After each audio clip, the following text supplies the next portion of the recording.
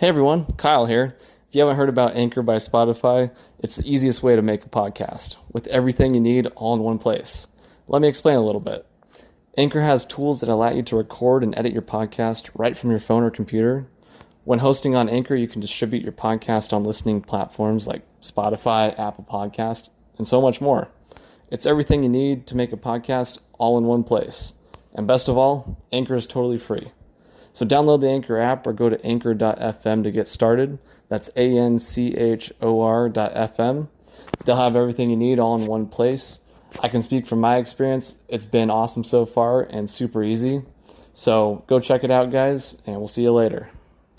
All right, welcome everyone. This is Our Travel Experiences. I'm your host, Kyle Rasmussen, and today I have with me Larissa. Larissa, how are you? Hi, Kyle. I'm doing well. Thanks for inviting me on the show. Yeah, glad to have you here. I'm super excited to talk about your travel experiences. It looks like you've been a lot of places during the last couple of years while we've had a pandemic going on. So Uh-huh. I'm excited to hear what traveling during that crazy time was like. Oh, absolutely. So I guess it all kind of started, 2020, right? We were all very excited. I was actually supposed to be in Florence, Italy that summer. Right, Oh wow. right, yeah, right where there was like the huge initial outbreak. Yeah, that's where it started outside of China. Uh-huh, uh-huh. And I was excited. I was gonna be there for school a little bit and then spend some time traveling around after the rest of Europe or Eastern Europe. So that entire thing, got canceled. I Hmm. even remember, talking to people like in March and like, oh, I'm gonna get my flight. We'll be good, right? And everyone's like, yeah, yeah, we'll be fine. And that quickly deteriorated. Yeah, yeah. Okay, so you were supposed to be in Florence, and then that got shut down. So when did you actually start traveling during the when pandemic? did Yeah, when did I start traveling again? So I think it was summer. The years, I'm getting the years all confused now. I think it was summer of 2021. Okay. And, I had some time off, and I was originally supposed to go on like a national park road trip with my Oh sister. wow, that Yeah, sounds. and I know, I was super excited. Um, Long story short, there was some logistical issues with like their van and everything that they were taking, so there wasn't room for me. Oh damn. So I was really upset, and I was like, I don't want to go on a road trip by myself. Like that doesn't sound fun. Hmm. Where can I go that and I start looking into places. I'm like, where can I go outside the country where you just need a vaccine card? Um Hmm. and so I'm looking, and one of the first places to pop up was Costa Rica. Oh yeah. Yeah. Have you ever been? I have not been to Costa Rica, unfortunately. Okay, okay. Yeah, me either. It was my first time. Okay, so So you went there. yeah, so I start like looking into it, and this is like very, very last minute because I had previous plans that fell through. Um, Hmm. and I'm looking at transportation, like how to get around and everything, because I've been to Europe quite a bit, and you know, it's easy to take the train, and Yeah. it's pretty manageable. And Hmm. so I quickly realized like transportation was not reliable. So I ended up like booking this group tour. So I would be part of a tour in Costa Rica. Again, like very last minute. And I was like, whatever, we're just gonna do it. I'm sure it'll be great. Yeah. What was the group that you went with? I think I heard you mention this on a previous podcast, but I went with Kentucky. Okay. And Cool. yeah, and I knew nothing about. I really should have done more research, but because it was so last minute, I got some advice from a travel agent, and I was just like, "Sure, let's do it." Was it for like young professionals kind of thing, or what was the kind of theme? Yeah, yeah. This one was, I think, just people. I think 18 to 35. So Okay. a younger crowd, and so I wasn't really sure what to expect going there. Hmm. or like what the demographic was going to be like and everything. And it actually turned out, I think we had a group of almost all Americans, which was kind of crazy and kind of unique. But you got to remember at this time, Costa Rica, I think, was only open to Americans. So, like, if you were from Europe, you couldn't get in with a Vax card yet or something like that. Yeah. Yeah, so it was kind of unique. There was a few people from other countries like Brazil, Bermuda, but it was mainly all Americans, which was like kind of a unique thing. Not a lot of diversity, but it was unique. How long were you there for? Oh gosh, I was there a pretty long time. About 2 weeks or so. Yeah. Okay, cool. And what all did you guys do while you were there? Oh my gosh, it was a ton of fun. Yeah, we did. I feel like all of us were, so kept up with the pandemic and everything, and this was like Mhm. this huge release of like finally being able to go somewhere and do something, and it was great because a lot of the activities were outside, so we spent Mhm. a lot of time outside and felt very safe and everything. But yeah, we did. I was hoping to interact with the local population more. Um, but again, because of the pandemic, we had to make adjustments to the itinerary. Yeah. So half the time, instead of like going out to dinner or bars in town and meeting locals, we just ended up like all going back to the hotel and having a pool party or something like that, which was kind of cool because we all had that like American culture and Yeah. got pretty comfortable with each other right off the bat. So it was a ton of fun. Yeah. Yeah, very nice. Yeah. Honestly, that's one of my kind of like cons of group travel is that Uh huh. sometimes it can be hard to meet the locals and kind of get more immersed in the local culture sometimes. Right. But Right. on the flip side, you get, a nice group that you're with, and you might have some lifelong friends that come out of that. I know I've become And really good friends with a lot of people I've traveled with and met on group trips. yeah, and that's funny you say that, and because I've been on a few other group trips since then, but this one was so unique, and we actually had this group of us come out of this trip, and we have actually met up already again a few other times for other trips, just Oh, very domestically. cool.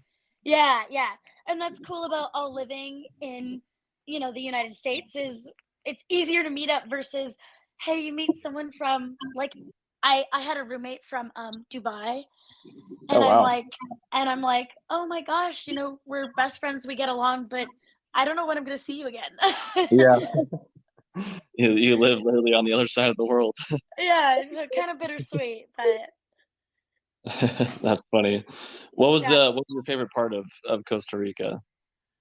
Oh, my favorite part. Oh gosh, that's such a good question. They asked us this before we left too, and it was so hard to pick. Honestly, I just loved. I'm like trying to like look back through my camera roll and like remember what we did. um, I love being outside, going to the beach. I should have mentioned I'm from Seattle, so we don't really have a lot of beaches over here. Yeah, that's for sure. So that was a ton of fun, and we went on this um like giant boat and went swimming in the middle of the ocean, went surfing, just things you can't do here, which is awesome. Yeah, that's awesome. Was the water warm? Oh yeah, way warmer than here. Yeah. Yeah, I love that like warm tropical water. That's you can't beat Yeah, that. yeah, and it's kind of funny. So we were talking about the locals and whatnot. I One of my friends on the trip, she one evening she wasn't going to come out to dinner with us, and we were like, "Oh, where are you going?" And she's like, "Oh, my aunt and uncle live in this city. I'm gonna go have dinner with them." And we were just like, "What?" Like, That's turns kind of out there's crazy. yeah, turns out there's like a lot of expats or Americans living in Costa Rica. So that was kind of cool. Yeah, I've heard that that's a really hot destination for retirees and expats to live Right, in. right. So honestly, didn't feel like too much of a culture shock. It honestly, it was my first time in Central America, but it, yeah, kind of reminded me of parts of Mexico. Yeah. Okay. Hmm. Cool. So you went to Costa Rica, and then where did you go after that? Oh, okay. So I didn't. It was more. It wasn't all hopping around. I would come back here and then Yeah. leave and everything. So Costa Rica was a great experience, and let me bring up like the pandemic situation at that point. So, um, I think, yeah, to get into the country, you just needed your vaccine card. Show that you were all good, and I think people had like either one or two. Maybe, I'm not sure, maybe two, but at least one or two doses at this point. And then Hmm. to get out, we needed to test negative to come back to the U.S. Right? Hmm. And we had about like, oh gosh, I think it was over half of the people in the group that I was with test positive Oh to get no. back into the US. I know. Or like, they would come back, feel bad on the plane, and then test when they got back home and be like, yep, I'm positive. Oh, So, geez. yeah. So I was actually staying there like for 2 or 3 more days with some other people after the majority of the group had left, and we were all in contact. And we were just getting these messages like, oh, I'm positive and I feel pretty bad, like another positive case, another positive case. And like, other people have flown out and we're still in the country and we're like praying like, oh my god, I'm hoping that we're negative, like, so we can get home. It was kind of insane. Yeah, that's crazy. That I know in the couple international trips that I've done during the pandemic, that's kind of a little nerve-wracking of like, am I going to be able to get home or not? Oh yeah, and honestly, I ended up testing negative like multiple times and felt fine, but yeah, it's super stressful. Yeah, it's been an added challenge for sure when it comes to traveling internationally now. Oh, absolutely, an added cost, and it's just, yeah, Hmm. you gotta allow extra time for it. Yeah, for sure. Um, well, I'm glad you made it back, and then you Yep. were able to on some other trips. Right, right. So then, I guess one of the next places I went, and this is kind of an interesting story. I went to the Dominican Republic, Oh, cool. How was and that? yeah, so okay, like I said, interesting. um, I actually went there to do a race, so to do a half marathon. Oh, cool. Yeah. That'd be a fun spot And for it. oh yeah, absolutely. And at the time I was going, I was kind of choosing between a half marathon in like Jamaica or the Dominican Republic or Puerto Rico. So I was like, oh, where should I do Hmm. one? And Jamaica seemed, or sorry, excuse me, Dominican Republic seemed to be a bit more open. And so I was like, this will be cool. Go for a few days, do a half marathon on the weekend. It'll be a fun little trip. Um, it started off great. And then, so I was there. We rented a car, drove across the island. By the way, the drivers there are insane. And seems like no one uses their turn signal, so it was Yeah. a little rough. Yeah, there's been many places where I've been glad that I wasn't driving. Yeah, I think I was driving down the freeway, and we're just driving along the coast for a little bit, and it starts to get I see some smoke up ahead, and like it starts really. This is at night, and I'm like, oh, that's really weird. What's going on? Then, like all of a sudden, out of nowhere, on the other side of the freeway, there's like a huge tanker truck flipped over, and the entire thing's on the fire. Oh, jeez. Like just right next to the road, and it's so close, like you can feel the heat just emanating from the fire that's like right, and they didn't even shut any part of the lanes off or anything. It's just right there. I mean, Wow. yeah. Were you able to get by it, or did you have to go a different direction? Yeah, no, we just drove right past it, but it was so close. It was so close to the lane we were driving in. I was like, this is crazy. Like, I don't know. No, I would expect the whole freeway to be shut down for this. I don't know.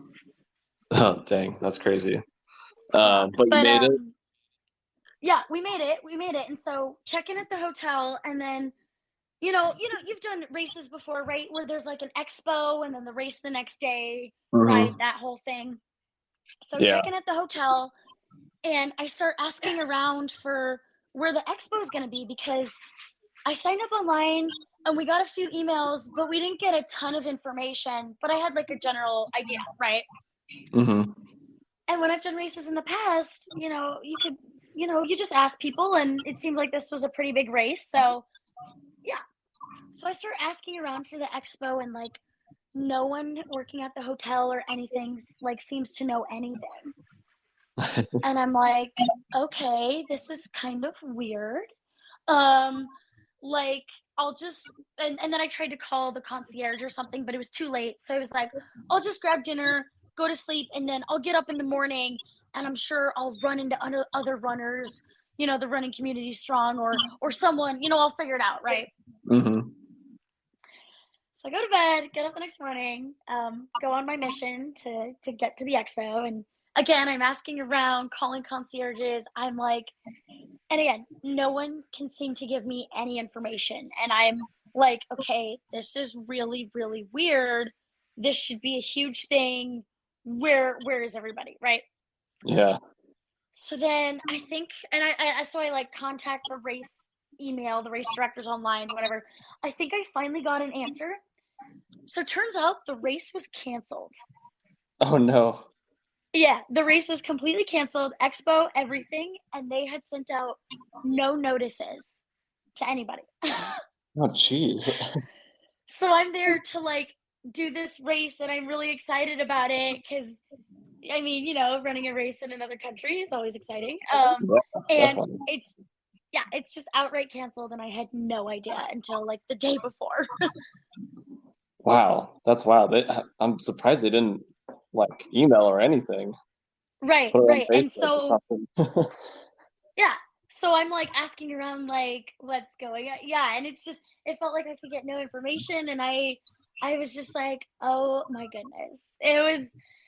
Yeah, again, so and then I was able to be in contact with the race directors like weeks after the fact, and I'm like, well, that doesn't help, that I was already Yeah. there. And they were like, oh, we canceled it because of the pandemic situation, and I was like, well, why would I not get a notice? Like, yeah. So I mean, it ended up still being a cool trip, but that part was just frustrating because I was like, this is why I came here. Yeah. Yeah. Dang. Well, I guess it gave you more time to explore the country. Yeah, yeah, a little bit. That's funny. Um, okay, so Dominican Republic, and then where did you go after that? All right. And then after that, for the Christmas holiday, I went to Africa. Oh, wow. Okay. Yeah. It was I so well, I went to Egypt, and then after Egypt, Uganda, and they're both in the African continent, but just culturally wise, very, very different. Yeah, I bet. Yeah. Have you been to Africa before? I have not. I have plans to travel to Africa for the first time later this year, so I'm excited for Oh, where at? If I may ask, or if you don't know yet. Morocco. Oh my goodness. Super Yeah, cool. I've been trying to get there for 2 years now. Right, Um, right. I feel like I've been saying that about a lot of places. yeah, yeah. But hopefully it's finally gonna happen. So we'll see. Oh my gosh, that's awesome. I think when we were like looking at places to go, I think Morocco was like in the mix, but it had been with COVID, things were shut down, open again, flights had been canceled. I mean, Hmm. to be honest, like half of these trips I literally a lot of them were pretty last minute, or I didn't know that I was for sure going on it until I was like on the plane there, you know? Yeah. I totally understand that. It's been crazy trying to schedule things the last couple of years. Right. Um, Um, but yeah, Egypt is definitely on the top of my bucket list to get to. oh, So how was that? oh my gosh, it was amazing. I basically wanted to go to Egypt. My main thing was I wanted to see the Great Pyramids of Giza, of Hmm. course, like Definitely. super, super basic, whatever. And I think I saw that like the second day we were there, and I was like, okay, I'm happy now. Like trip complete. um, but then a lot of what we did the rest of the time was amazing too. But let me kind of just like walk you through how we got there. Yeah. So again, with the pandemic situation and everything, we had originally been planning to do like, so Qatar Airlines is like a big one that flies to Egypt. Hmm. Um, so we were gonna fly Qatar, and you have to go through Doha anyways. So we were like, oh, we'll just do a long layover in Qatar. That'll be fun. Yeah, that's Um, not like fun. yeah, like 2 or 3 days, and then continue on to Egypt. Kind of break it up. Hmm. But what happened is, and oh my gosh, and this is like how things have been changing so quickly with the pandemic situation. I swear we had done all of the visa information. We had checked everything. We were all good to go. We get to SeaTac. We show up at the airport, and the people at the desk for Qatar Airlines are like, "Oh, do you have your visa filled out?" And Oh no. Ex- we're like, "Excuse me." And also, too, this is over the holiday, right? So things are already chaotic. Hmm. So they're like, "Do you have your visa filled out?" And we're like, oh, you don't need a visa to get to Qatar. Long story short, they had like enacted this like visa program last minute, basically as a way to like pre-scan for COVID and if you're vaccinated. Oh, jeez.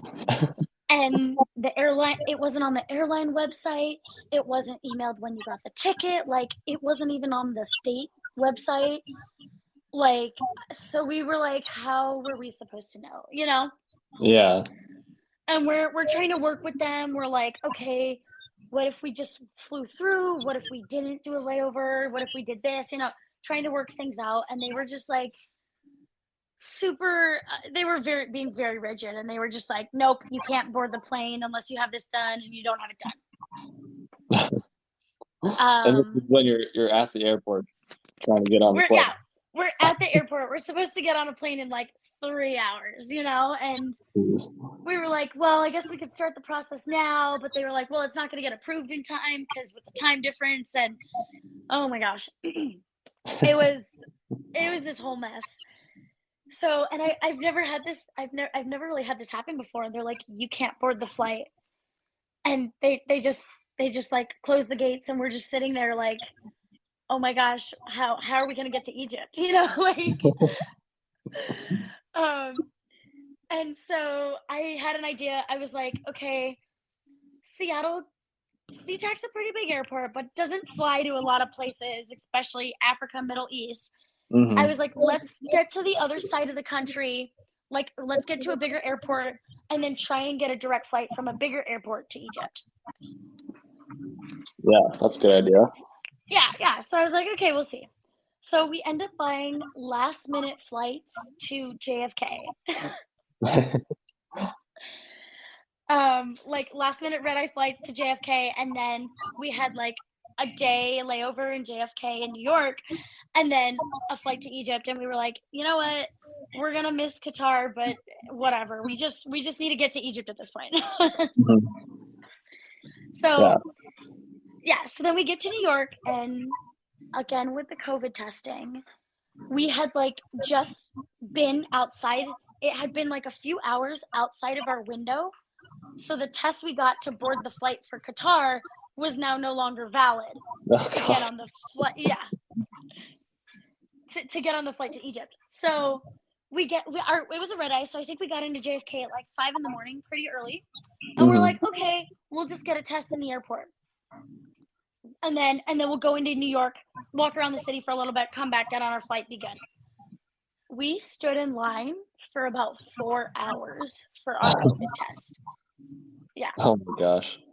In JFK, and I think they charged us like something god awful expensive, like $250 or three Oh or my something gosh. like that. Jeez. Yeah, A whole other plane just ticket right absurd. there. Yeah, seriously. But we had no other choice because we needed the test to come back within a few hours so we could get on the plane. I Mm-hmm. mean, just crazy, just crazy.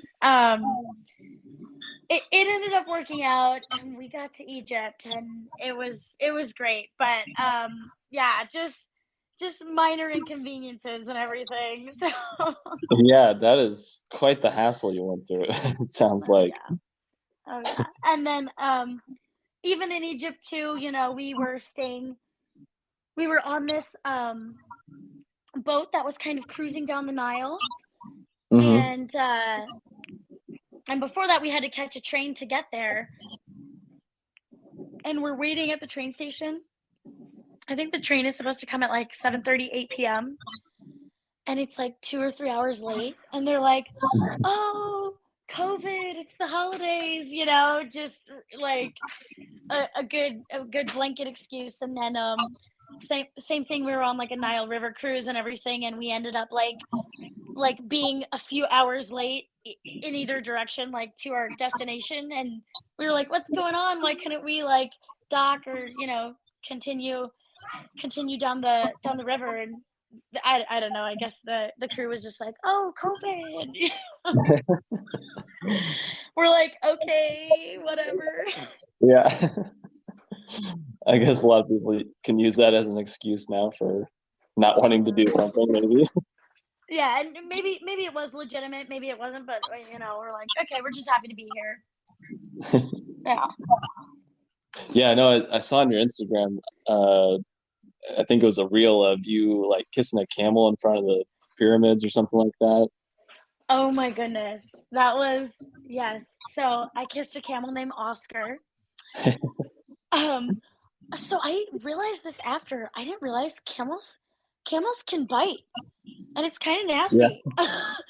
But it's kind of one of those tourist traps, where there's like guys there, and they'll like, "Oh, you want to take a picture kissing a camel?" And then they'll ask for money, stuff like that.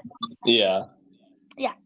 Honestly, well worth it though, because I did get some seriously awesome pics without any tourists in the background, like of the pyramids. So it was fantastic. Yeah, yeah, it looked very cool. That's I'm sure that's a moment you won't ever forget.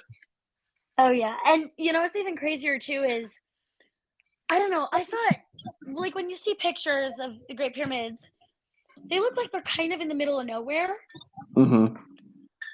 Honestly, I think it was 40 minutes or like a 35-40 minute drive away from Cairo. And when you can like climb up part of the way on the pyramid, and when you actually look out the other direction, which you don't see this in photos all the time, you're actually overlooking like the greater Cairo area. Like Oh wow. you're yeah, I don't know. For some reason in my head, I just kind of thought they were always in the middle of the nowhere, but you're super close to the city. It's kind of crazy. Yeah, yeah, that sounds crazy. That would be a crazy place to live. Like you're just going Oh about yeah. your normal daily life, and then you got these ancient Oh pyramids. yeah. You. Yeah, there's so much history, and I have never seen more temples in my life. There's a temple for every god and everything, and it was fun Mhm. though. Yeah. So, and then how did you choose Uganda? So yeah, that's another interesting story. So we had a few more days, so we were kind of looking at like another place that would be a good addition to this trip. Hmm. And we found this tour where you can actually go. It's called gorilla trekking. Okay. So okay, yeah, so you can, and we signed up for this, like, not totally really knowing 100% what we were getting into. Um, Mhm. so it's gorilla trekking for the mountain gorillas, which they're endangered. There's only like just over 1,000 of them left in the world, and Oh, wow. they're in the mountains between like Uganda and Rwanda and the Congo. Hmm. That's where they live, and it's these specific mountain gorillas. And it was like advertised as kind of one of those like once in a lifetime experience things. Hmm. Oh my goodness. So when you do a gorilla trek, you get so close to the gorillas. It was insane. Like, so trekking, like you're going to trek and you go find them, and then you can get up so close to them. You're like in their natural habitat, obviously, while maintaining respect and privacy. And there's like national park guides with you and everything who work with the Hmm. gorillas on a daily basis. Um, yeah, so that was, I kind of assumed it was kind of going to be something like, oh, like where you, this sounds horrible, where you go to the zoo or you can kind of see them. No, but you're like, you were out in the middle of nowhere in Uganda, in the mountains, going to see the gorilla. It was a very cool experience. How close did you actually get? So I'm not even kidding. A baby gorilla, I was taking a photo, and the baby gorillas are super curious, and I had my hair in like a long braid. Hmm.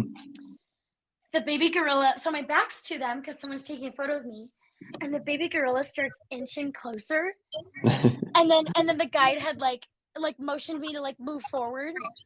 And I swear the baby gorilla was like a hand's reach away from like yanking on my ponytail. Like Oh, like geez. yeah, it was we were very, very close. Wow, that's wild. Yeah. And then we were asked to wear masks because we were so close, and I assumed, oh, because of COVID and everything. And yes, that's part of it, but they actually asked people to wear masks all the time because gorillas are so close to humans, and any Mhm. diseases that we have could be passed to them too. So this has like been a thing even before the COVID outbreak. Yeah. Yeah. I guess we didn't think about that. Girls, yeah, would be really close to us genetically. So I guess we would have maybe a lot of the same diseases. Yeah, yeah. So that was that was very cool, and it was super unique going to those two different places in Africa because Egypt is, it's on the African continent, but its culture is, much more Middle Eastern, and Hmm. then Uganda is like right in the heart of Africa. So yeah, like the food, the people, the weather. I mean, it was it was worlds different. Egypt's the desert, and it was actually so much colder than I thought it would be, in all honesty. Like, I should have packed way more clothes. But then Uganda is hot and dry heat and humid. So, um, honestly, yeah, amazing experience. I never thought I would be going to Uganda, and if it wasn't for that gorilla trek, I probably wouldn't have. Hmm.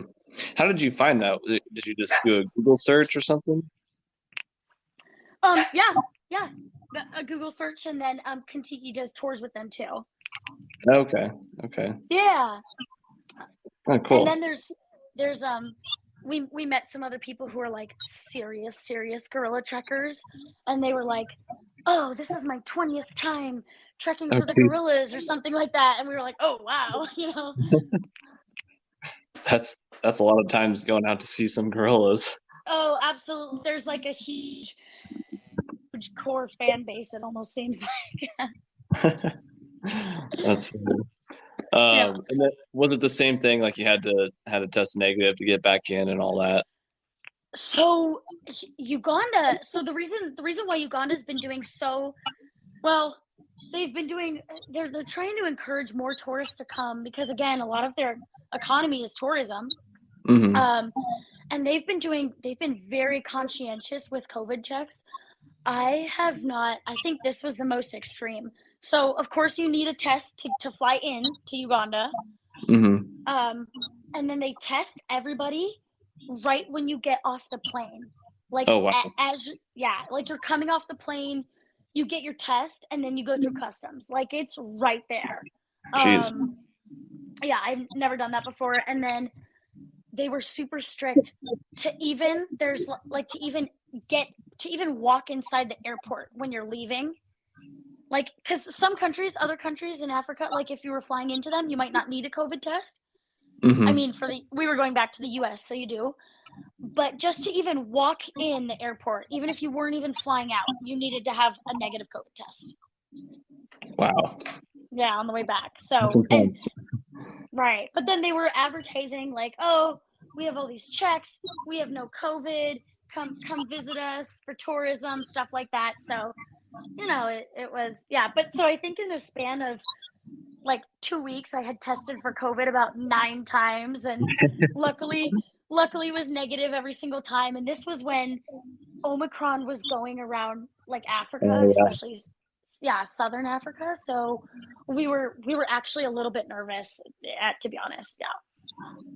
Yeah, I know that really popped up there in Africa, especially. Oh, I know, and that's why I didn't even know if we were gonna make it to Egypt. I was like, oh my gosh, are we gonna have to cancel this? Or yeah. Oh man, it just adds more stress to the trip. It's so much more stress. Yeah. So every single time now I'm like, buy travel insurance, buy travel insurance. Yeah. Yeah, seriously. I mean, you're spending a lot of money to get to these places, and Oh committing yeah. a lot of time too, and it would just suck to not be able to make that happen. Right, right. Or again, to be stuck there and kind of have Yeah, to figure things out. not be able to get home.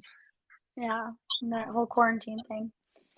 Um, yeah. So that was amazing, honestly, and I absolutely I told you this is my first time in Africa.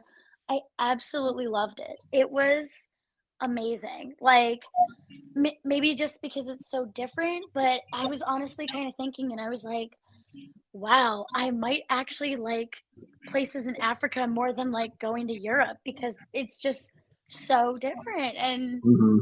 it was amazing. It was a ton of fun. I had a great time, and the food, oh my gosh, the food was so rich in Uganda. It was so good and so flavorful. Huh. Do they have like lots of different spices, or what kind of food was it? Yeah, it was like, so we got off the airport and we had like samosas for breakfast, Okay. and they oh my gosh, I think it was like 50 cents, or like, or we paid $2 for a few, and they were just delicious. I was like, oh, we have to go back and get more. And then they have this they're like, one of their main dishes is this thing called a Rolex, like the watch. Hmm. But in you can typically find it like on the street, like street food, and it's sort of like an omelet, but then there's like cheese, meat, vegetables, a bunch of stuff inside, and it is like a omelet burrito with a bunch of stuff inside. It's Oh, that amazing. sounds It was good. so yeah, it was so good. Um, to be honest, I was a little worried about some of the cleanliness of things because then you're in the middle of the street and they're like serving French fries out of like painters buckets that are like on the ground, sitting in like a puddle of water, and I was like, okay, well, I'm still gonna eat it. Yeah, that's honestly, it's funny though. Some of those places are the best places to get food. Oh my That's gosh. some of the best food is that maybe not so sanitary places. Yeah. And luckily, it was all good, but I think it was $1, and I can't even, like, US dollar equivalency, I can't even remember what it was called, but it was like a basket of French fries, and then there was like spaghetti on top of it, and Okay. then like and then like tomatoes, and then I don't know, onions on it too, and then there was carrots in there. It was just like everything, and it was delicious. I It was so good. Yeah, that sounds good. It sounds like basically you just put the whole meal together there. Yeah. Just like whatever you want, and then they kind of like mix it up, and it's like I don't know. I just have never had spaghetti over my fries. It's an interesting combo there. Oh, absolutely, absolutely. Um, okay, so did you go on any other trips during the pandemic?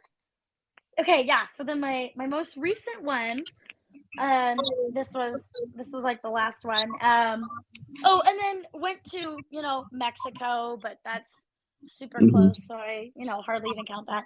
Um, and then I did end up going to Sri Lanka, Yeah, how was which that? I was really intrigued by that. yeah, you know what? That was a ton of fun.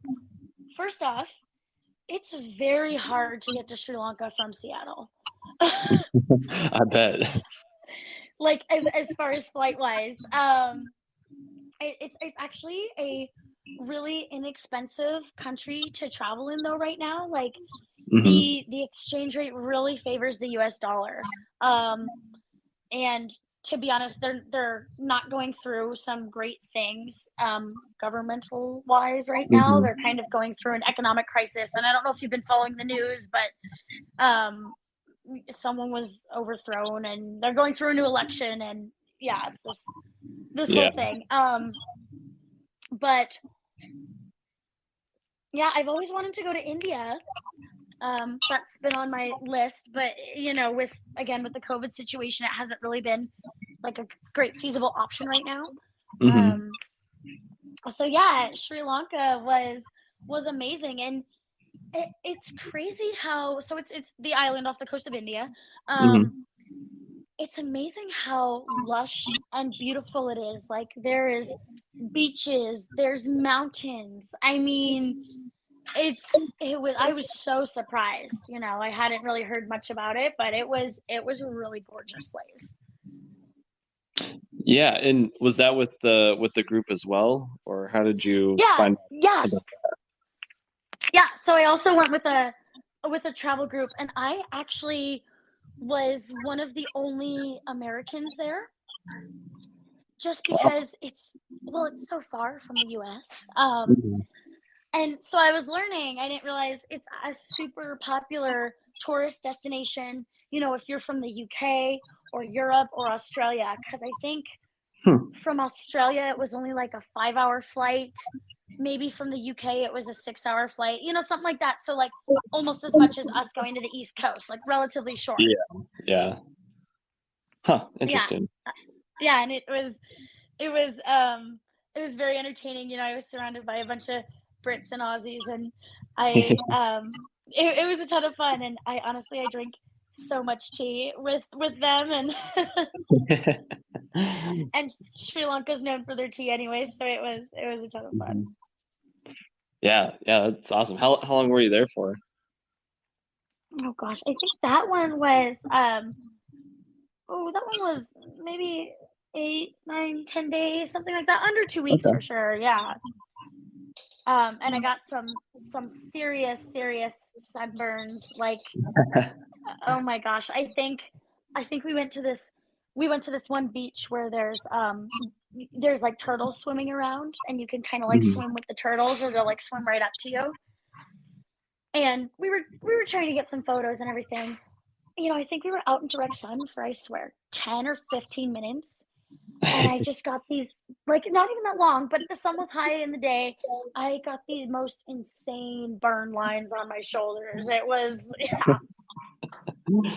Yeah, I get that. I went to Colombia earlier this year, and we spent one day out in some islands, in the sun all day. And man, even with all the sunscreen, we all got very Right, sunburned. right. It's just like the, I mean, you're closer to the equator and things like that. Like I feel like just the heat is more intense there in the sun. Right. Oh yeah, no, totally.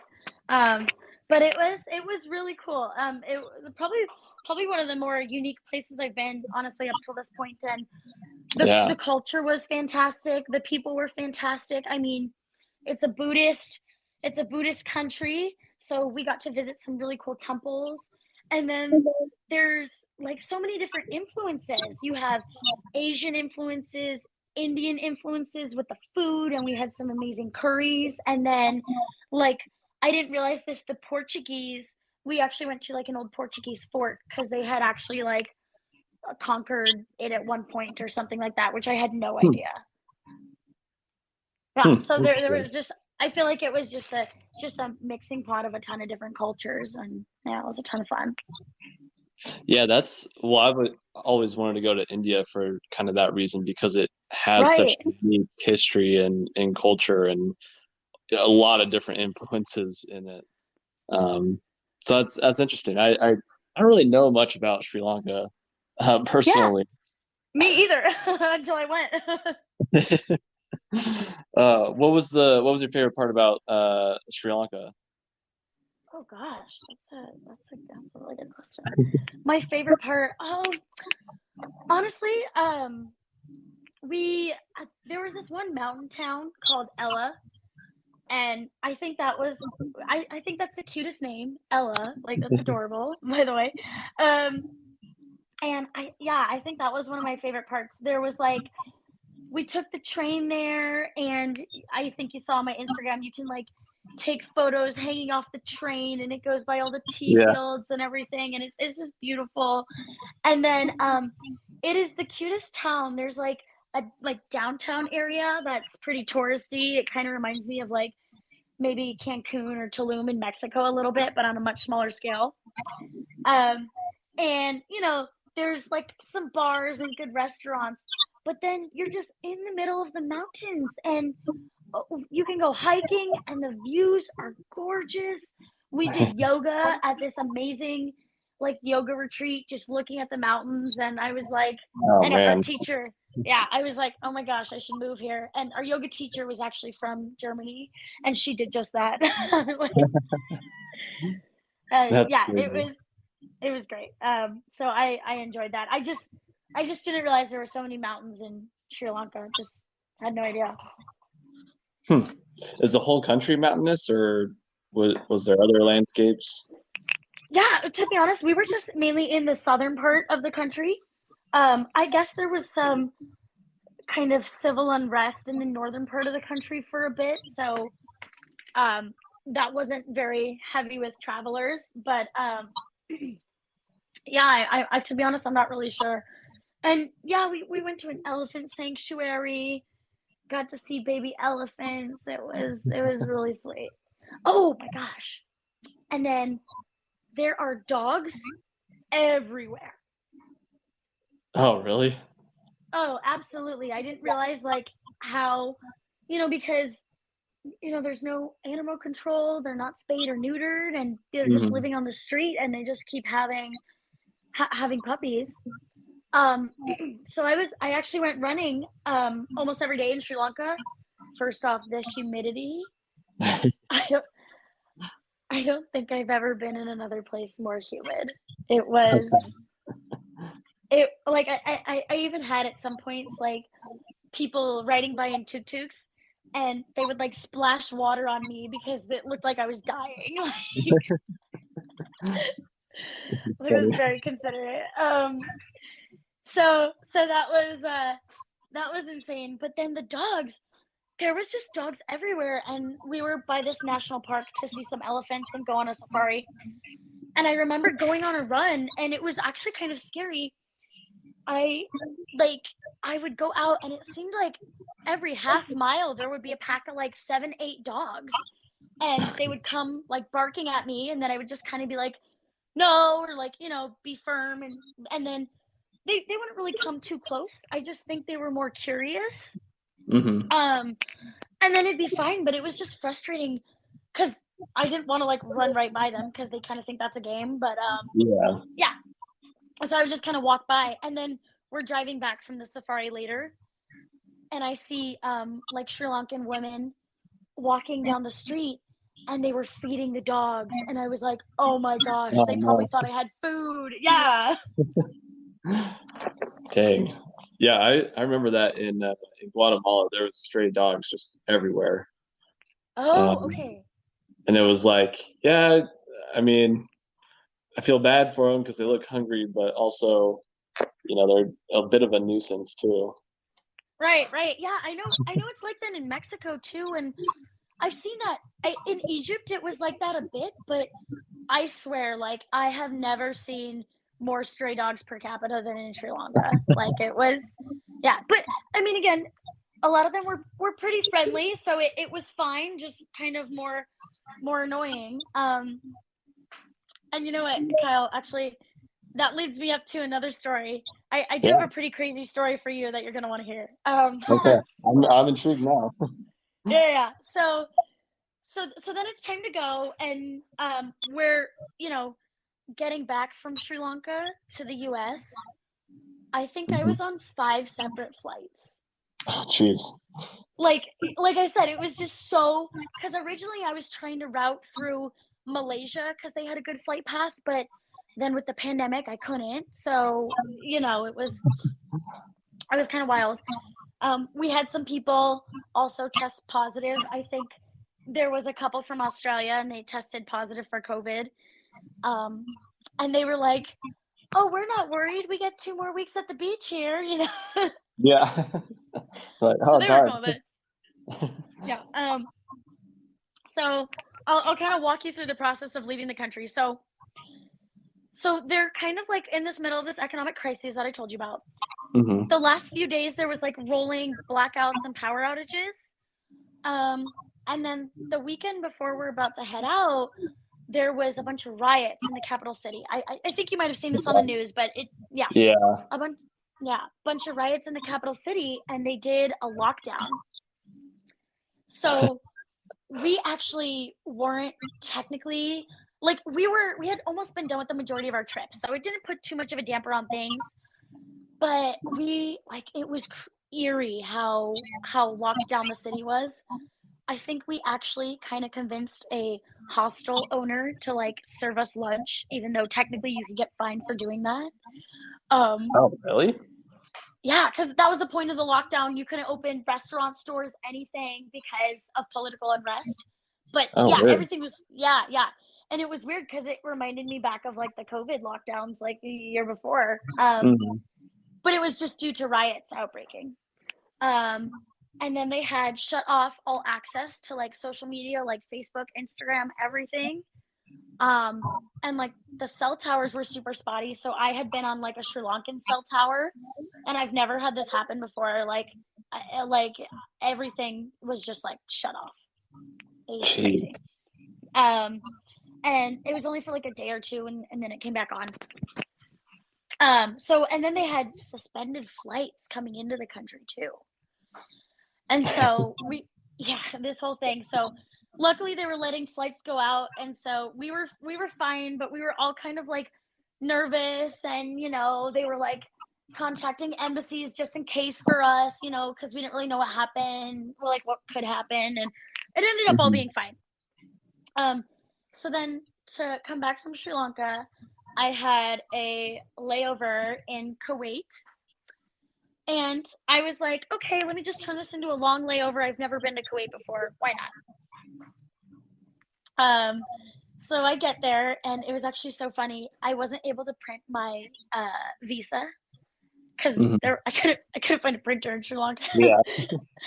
at any of the hotels, and so then I'm going through customs, and the guy's like, "Oh, what are you doing in Kuwait?" And like he's like, "You're American. Why are you here?" And I was like, I have to explain like, "Oh, I'm coming back from Sri Lanka.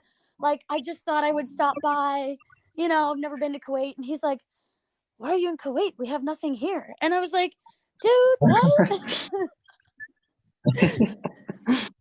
um That's funny. yeah, and so then I mentioned like I wasn't able to print my visa. And so he sees Hmm. that I have an iPhone, and he goes, "Oh, can you airdrop me your visa?" And I'm like, "What?" Like the most unofficial thing ever. He's like, "Yeah. Just airdrop it to me." So I airdrop him my visa, and he's like, "All right, you're good to go." What the heck? That's crazy.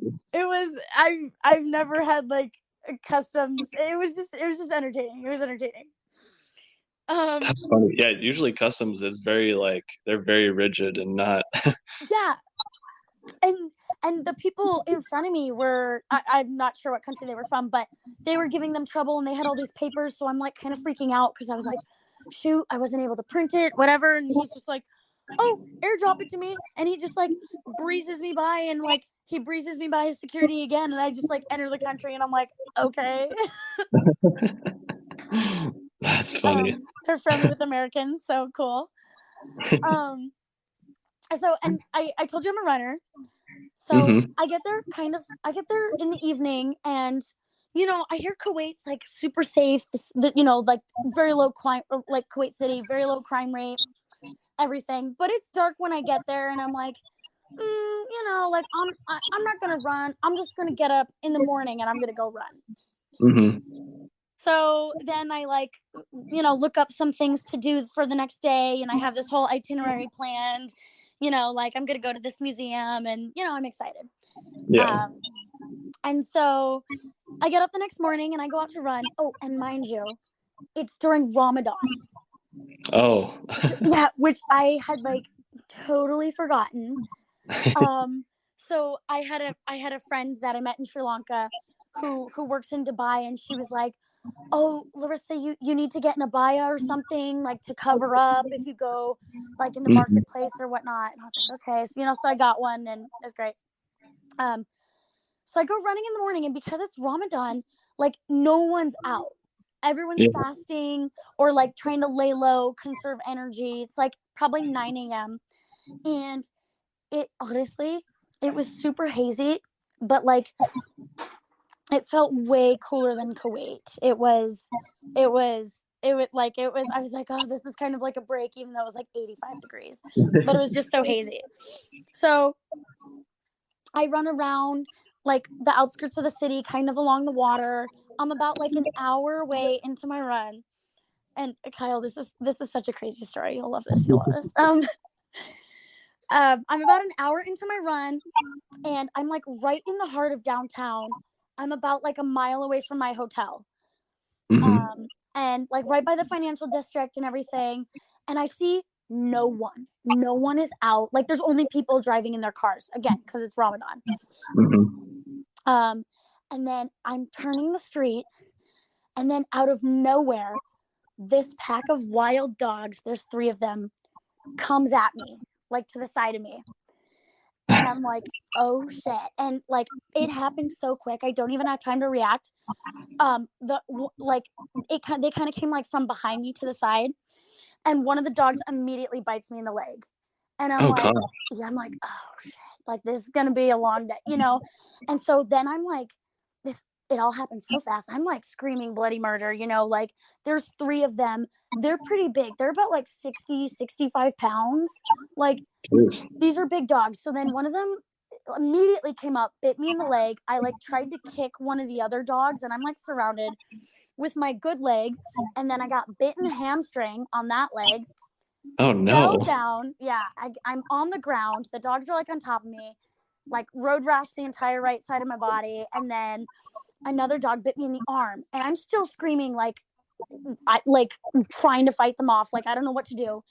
And then, oh my God, this savior is like, this guy just so happens to be walking out of like an auto shop right when this is going on. And he hears me, and he like starts throwing rocks at the dogs.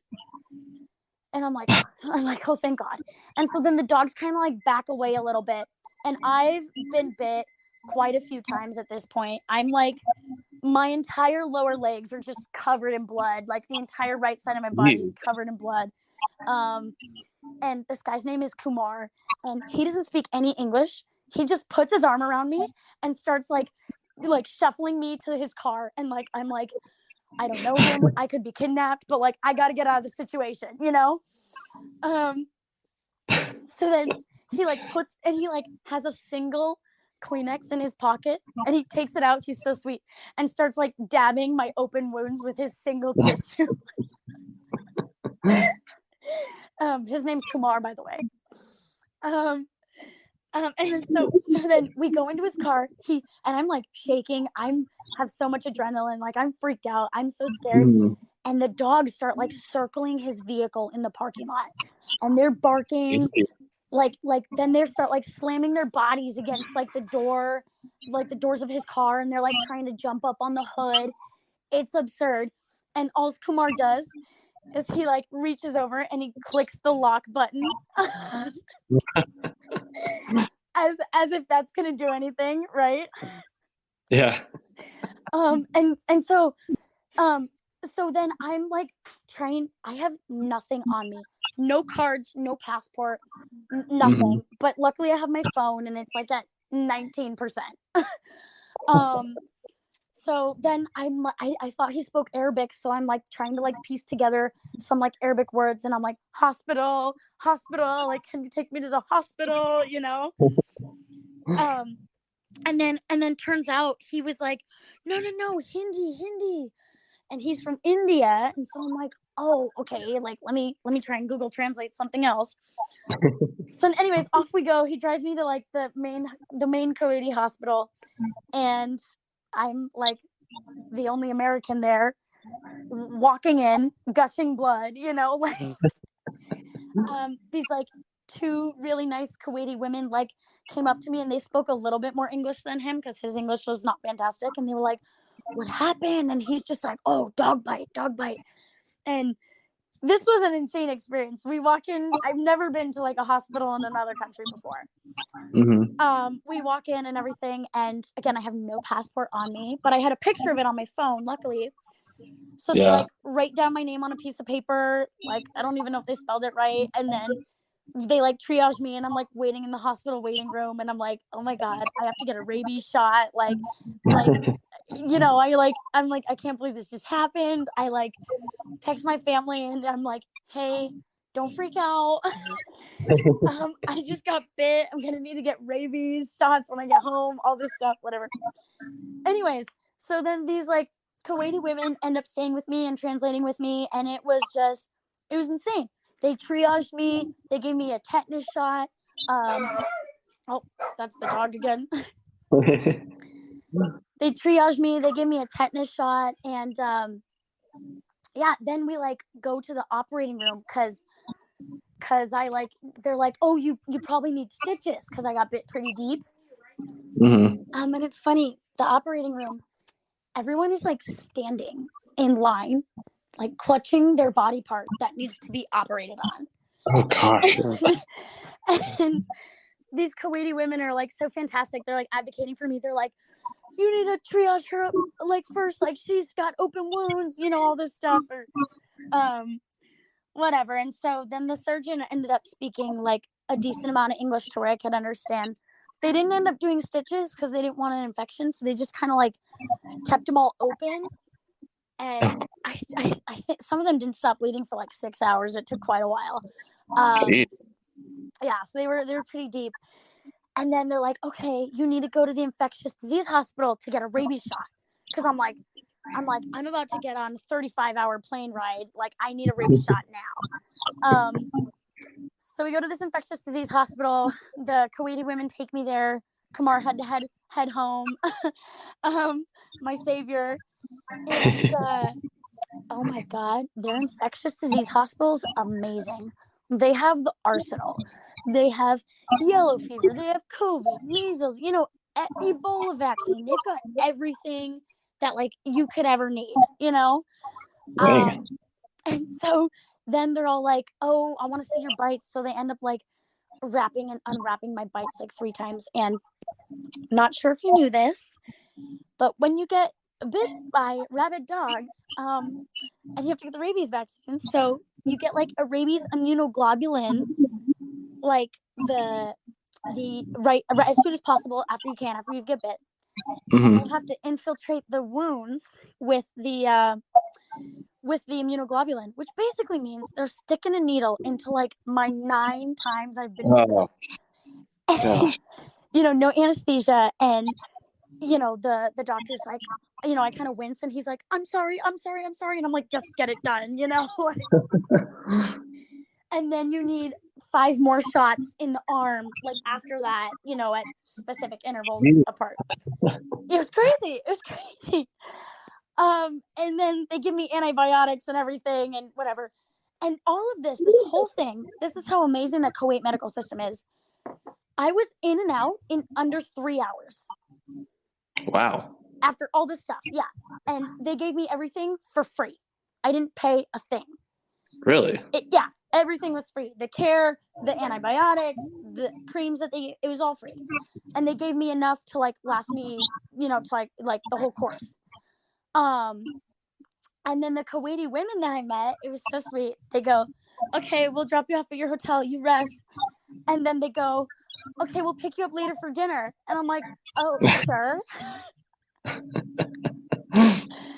So then they pick me up later for iftar dinner, which is like, after the sun goes down during Ramadan, like breaking the fast. Mm-hmm. And their entire family's there. There's like 30 people. I meet everybody. And a lot of them had actually studied in the US or spoke English pretty well. So it was cool to converse. Mm-hmm. And they invited me into their home. They had this party. Then we went to the souk, the market at night, and we hung out. And then they send me home with like an entire suitcase full of like Kuwaiti outfits and dates and tea and like Jeez. incense and all these things. And I was like, oh my goodness. That was an insane story. So that's my short but eventful time in Kuwait, Kyle. That's so wild. That was a roller coaster. Yeah. You maybe should have opened with that. I can't even imagine. That would be terrifying. It was, especially as a runner. Like, dogs, like even dogs on leashes in the US, that's like my worst nightmare. And it actually happened. So yeah. I mean, you always hear about that. Yeah. In the running world, they're always like, you got to be careful with dogs. Right. Because that exact thing could happen right there. But how it actually happened, my goodness. And it sounds like it was probably pretty dire without Kumar. Things could have been. Kumar was my savior. We're walking into the hospital and he goes, okay, selfie. And I'm like, Kumar, I'm bleeding everywhere. And he's like, we like take multiple selfies outside the hospital. Oh my gosh, I can't even imagine. But yeah, and it was crazy too, because I go to the hospital and they're like, where did you get bit? Because there's a lot of wild dogs have been eradicated from Kuwait City for like the past decade. So they thought I was in the villages or something. And I'm like, no, I was right downtown. And they're like, what? Like how? And I guess the family was telling me like their grandfather's like on some kind of governmental board. And he was like going to bring the issue up again because they have a wild dog issue too. It's not as bad as like Sri Lanka. But apparently like during Ramadan, you're kind of feasting and like there's a lot of meat that sometimes is left out and people can just kind of like, it's in the trash or whatever. So I think it being Ramadan had maybe like lured some of the dogs into the city, because like I told you, I was running for over an hour and didn't see a soul, no dogs, no people, no nothing. Yeah. Just absurd. Gosh. What a wild story. I'm sure you'll never forget that. Oh, never forget that. I'm like slightly freaked out to go running in other countries now after this. I'm like, but on the bright side, if I do get bit again, you only need 2 rabies shots, not the whole 5-course thing. Oh, there you go. Yeah, right? Gotta look at the bright side, right? Exactly. That's funny. Yeah, I definitely would love to talk more about running in other countries. That's been some of my especially since the pandemic, that's been one of my favorite things to do, actually. Yeah. I feel like it's a really fun and unique way to see a city or a country. Oh, absolutely. And you can cover so much more ground if you're running than just walking around. Yeah, definitely. But yeah, we'll save that for another podcast. Oh, absolutely, Kyle. Yeah. Awesome. Well, any other pandemic travel stories that you want to share? Oh man, it's really hard to top that last one, you know. Yeah, that's man, you can make a movie out of that. Oh God. Yeah, no, I mean, yeah, no, it was great. Traveling during the pandemic was like interesting. Definitely some more added challenges, but kind of like Hmm. you said, there's some benefits too. Less crowds.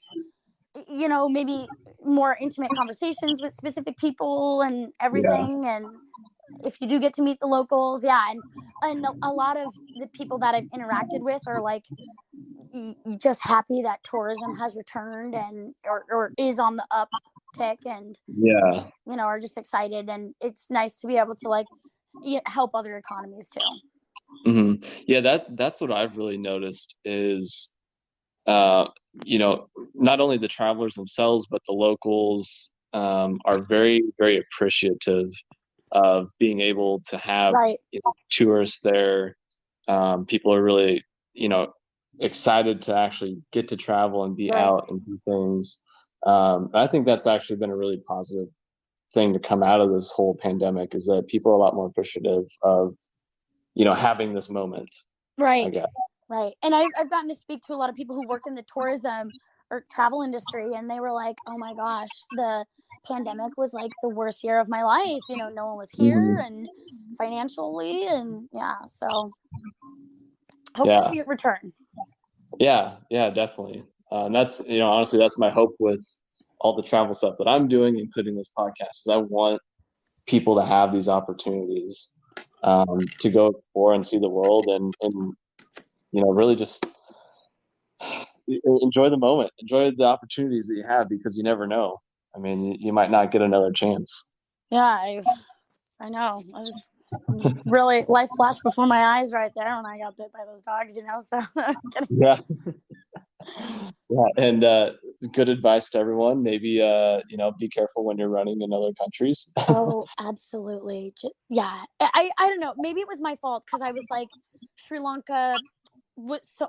Well, I'm thankful I didn't get bit in Sri Lanka. In all honesty, because the Kuwaiti healthcare was amazing.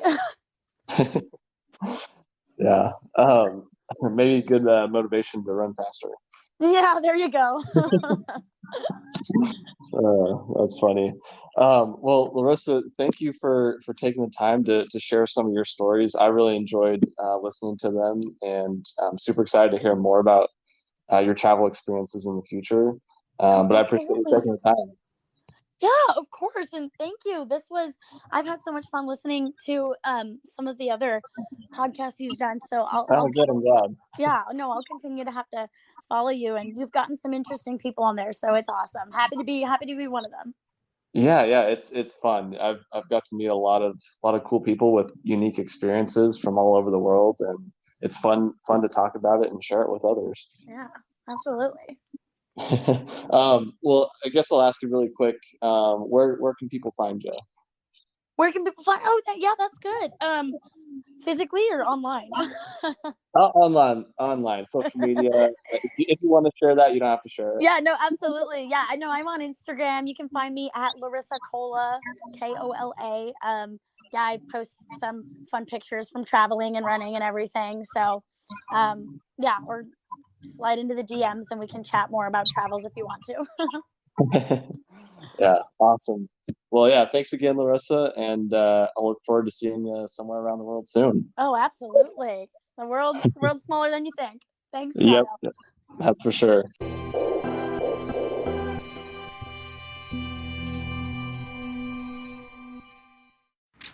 Hey everybody, Kyle here. If you enjoyed today's show and want more, you can always check out every episode on Spotify and Anchor. And now you can also listen on YouTube. Links are in the description below. If you want to see my travel pictures as well as travel pictures from guests on the show, you can check them out on Instagram. The page is called Our Travel Experiences Podcast. And if you want to share your own pictures on the Instagram page and or be a guest on the podcast, you can message me via that Instagram page or email me at ourtravelexperiences@outlook.com. I would love to see your pictures and hear about your travel experiences. And if that isn't enough for you, make sure to check out my new show, From Around the World Fridays. Every Friday, I'm taking 5 to 10 minutes to discuss one specific travel topic, whether that be questions I get from listeners, sharing some souvenirs that I've bought over the years, or discussing one particular city or country that I've been to, and so much more. You'll be able to listen to that via Spotify and Anchor as well, and be able to see the video version, which I'm really excited about, on YouTube. So check it out. I promise you won't be disappointed. And thanks again for listening, and I will see you around the world soon.